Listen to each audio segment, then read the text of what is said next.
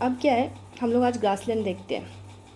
तो ग्रासलैंड में हम लोगों को पता है कि ये अर्थ है अगर, ठीक है, तो अर्थ का जो ये 0 डिग्री है इक्वेटर, ठीक है, इसके बाद ये ट्रॉपिक ऑफ कैंसर है, ट्रॉपिक ऑफ कैप्रिकॉर्न है, और फिर अंटार्कटिक है और आर्कटिक है।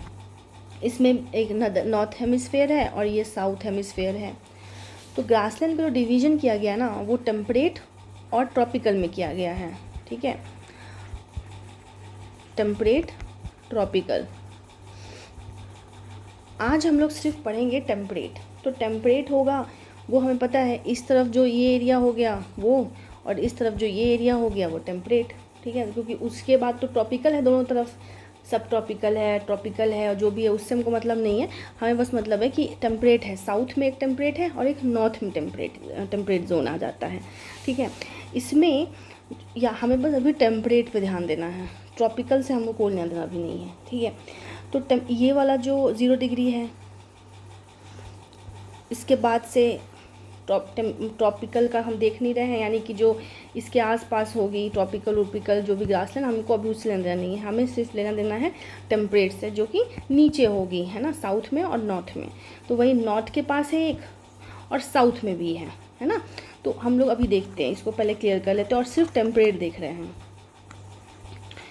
तो इसमें क्या है कि जब हम लोग पढ़ेंगे नॉर्थ का, जो नदर्न हेमिस्फेयर है, नदर्न हेमिस्फेयर में ना, अब मेरी मम्मी, जैसे हम लोग जो हैं नॉर्थ में हैं, गर्मी झेल रहे हैं काफ़ी, नदर्न वाले लोग, साउथ वाले का तो मस्त रहता है ना जीवन, ठीक है, उन लोगों के पास। तो नॉर्थ वाले लोग गर्मी झेल रहे हैं, तो मतलब मम्मी का ना एक आदत था बोलने का कि क्या दें, इतना पेरो मत, मतलब परेशान मत करो, पेरो बोलती थी, इतना मत पेरा करो, ऐसा कुछ पेरा बोलती थी, जो भी है। तो वो जो है ना, एक यहाँ नदर्न हेमिस्फेयर में याद रखना है, पेरेरीज करके है ना। दूसरा है स्टेप बाय स्टेप, अगर कोई भी इंसान कुछ चीज़ करे ना तो ताज पहन सकता है, और ये एप्लीकेबल है मतलब हमारे लिए स्पेशली, कि तो स्टेप बाय स्टेप हल्का हल्का 5-5 मिनट या 2-2 मिनट की एफर्ट्स भी ताज दे देगा। तो हमें याद रखना है पेरना, स्टेपे एंड पूछताछ। या फिर ज्योग्राफी है या कोई भी सब्जेक्ट वीक है, उसको इतना पेड़ दो, इतना उसके पीछे पड़ जाओ, स्टेप बाय स्टेप आप ताज पहन लोगे। तो ये 3 चीज़ जो है नदर्न हेमिस्फेयर में है। तो जैसे कि हमें अभी पैम्पोस ये सब नहीं देख रहे हैं, ये जो एरिया है ना, ये पैम्पोस नहीं है, ये पेरेरीज है, गलत दिया हुआ है, ओके, पेरेरीज है ये। उसके बाद जब हम यहाँ आएंगे तो ये स्टेपे है, जो भी यूरोप का पार्ट है वो है, और थोड़ा सा ना सेंट्रल यूरोप में आता है, हंगरी एक कंट्री, उसमें जो है वो जो है ना वो पुस्ताज है, ठीक है। याद रखने का तरीका है कि लोग बोलते हैं ना, be hungry for achieving your goal. जब आदमी के पास पैसे नहीं होते हैं, वॉलेट नहीं होते ना, तो उसको पता चलता है, ठीक है, और वो आदमी फिर ताज पहनता है। तो हंगरी आदमी भूखा है, मेहनत कर रहा है, तो पुस्ताज और स्टेप बाय स्टेप बढ़ेंगे तो यूरोप में है, और यहाँ पेरेरीज है, ठीक है। तो ये चीज़ हो गया आपका नॉर्दर्न हेमिस्फेयर में जो टेम्परेट ग्रासलैंड है,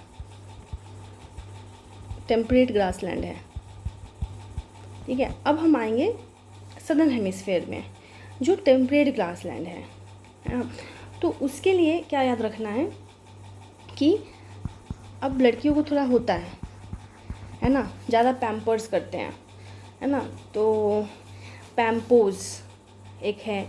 उसके बाद टेम्परेचर हाई है, साउथ में है ना, साउथ नीचे है, नॉर्थ ऊपर है, तो ये लड़की है एक, है ना, उस लड़की का नाम मान लिया जाए वीना है ना। तो वो कह रही है कि बहुत उसका मतलब टेम्परेचर डाउन हो रखा है, दिमाग उसका गर्म हो रखा है, मतलब हाई नहीं हो रखा है, टेम्परेचर डाउन हो रखा है, क्योंकि नॉर्थ में नहीं है, साउथ में है। नॉर्थ होता तो ऊपर होता, ताज भी नहीं आया उसके पास, तो मिस इंडिया हार गई, वो ताज में पहुंच नहीं पाई, तो वो गुस्से में है। तो वो कह रही है उसको पैम्पर करना पड़ेगा, है ना, उसको लाना पड़ेगा काम डाउन, है ना। और जब हम ये करेंगे तो उसको जब ये सब कर देंगे तो उसके लिए क्या होगा, कैंटरबेरी एक चॉकलेट है उसको वो चॉकलेट दे देंगे, है ना। तो ये जो एरिया है ना, ये साउथ में टेम्परेट ग्रासलैंड है ना। अब कहाँ कहाँ है वो देखना है। तो जो पैम्पोज है ना, वो मोस्टली आपका अर्जेंटीना और पैराग्वे, मतलब कहने का ये मतलब है कि साउथ अमेरिका में है। पेरेरीज वाज इन नॉर्थ अमेरिका, लेकिन पैम्पोज जो है आपका पैराग्वे और जो ये वाला एरिया है साउथ में, उधर है अर्जेंटीना के पास। तो हमें ये पता चल गया कि पैम्पोज है। अब जाएंगे तो एक साउथ अफ्रीका आया था, तो साउथ अफ्रीका में विल्ड है। और आगे बढ़ेंगे तो कल हमने पढ़ा डाउन्स जो कि यहाँ है, ठीक है। और फिर हम न्यूजीलैंड के पास जाएंगे तो कैंटरबेरी है, ठीक है। तो अब याद करने का अपना अपना तरीका है। वीना है, कांटा लगा पे डांस की, है ना, हार गई, उसको पैम्पर्स किया, उसके टेम्परेचर को डाउन किया, है ना। बॉयफ्रेंड का काम ही क्या है, डाउन करवाना टेम्परेचर, तो वो शांत कराया। तो उस तरीके से इस चीज़ को याद कर सकते हैं। ये सिर्फ टेम्परेट ग्रासलैंड के बारे में है, जो कि नॉर्थ में है और साउथ में है। अब एक बार हम लोग फिर से रिकॉल कर लेते हैं।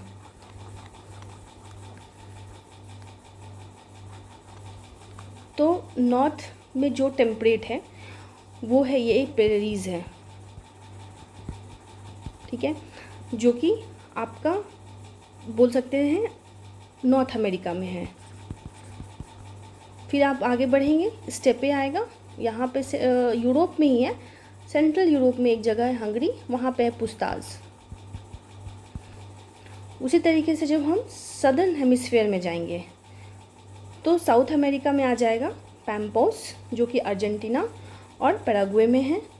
साउथ अफ्रीका में आ जाएगा विल्ड, यहाँ आ जाएगा डाउन्स, बिल्कुल जहाँ यहाँ पे हमने पढ़ा जब कल ऑस्ट्रेलिया में थे, ऑस्ट्रेलिया वाला पढ़ेंगे। ऑस्ट्रेलिया में देखेंगे कि ऑस्ट्रेलिया का ना ये वाला चीज़ पूरा डिजर्टिक है, पर जो ये वाला एरिया है ना ईस्टर्न, ये पानी से भरा हुआ है, नेचुरल एक्वाफर वगैरह भी ये मतलब देता है, ठीक है, एक्यूफर वगैरह देता है। तो ये डाउन्स वहीं होगा, ग्रासलैंड वगैरह। और न्यूजीलैंड है, वहाँ पे कैंटरबेरी है। तो कांटा लगा पे प्रोग्राम करने गई, है ना, जीत नहीं पाई, तो उसको टेम्परेचर डाउन किए। वीना नाम की लड़की थी, विल्ड और पैम्पोस। तो याद रखना क्या है कि टेम्परेट में है। जब ट्रॉपिकल भी पढ़ेंगे तो कन्फ्यूजन शुरू हो जाता है। फीचर्स क्या है कि फाउंड तो हम लोग देख लिए कि सेंट्रल एशिया में है, यूरोप में है और नॉर्थ अमेरिका में है। रेनफॉल इसका पैटर्न अगर देखेंगे ना, तो रेनफॉल इसका हाईएस्ट नहीं होगा। रेनफॉल ऊपर में अगर टेम्परेट है तो ऑब्वियस सी बात है ना कि रेनफॉल मतलब बहुत ही कम होगा, जैसे हमारे यहाँ होता है जून जुलाई में बारिश होती है ना, उस टाइप का होगा। फीचर्स क्या हो सकता है कि, और ये ध्यान रखना रॉकीज़ माउंटेन है यहाँ, वो हम लोग पढ़ेंगे, अभी इसमें मत जाइए। तो जो इसका जो फीचर्स होगा वो होगा लाइक कि बहुत लेस रेनफॉल, है ना, स्मॉलर लैंड मास में होगा। ओशियनिक देख सकते हैं, ओशियनिक इन्फ्लुएंस बहुत ज़्यादा है इस एरिया में। यहाँ पे भी ओशियनिक, मतलब ओशियनिक है, पर उसको याद रखिए चाहे ना रखिए, बट ये पता होना चाहिए कि रेनफॉल कम होता है, हमारी तरह होता है। अब होता है कि किस टाइप का रेनफॉल होता होगा, है ना। वो जो रेनफॉल होता है वो कन्वेक्शनल रेनफॉल होता है, बिल्कुल हमारे इंडिया की तरह कन्वेक्शनल रेनफॉल होता है। तो कन्वेक्शनल रेनफॉल का क्या होता है कि समर में मैक्सिमम होगा, और वो भी जनरली 25 to 75 सेंटीमीटर एनुअली, और जून जुलाई में होगा।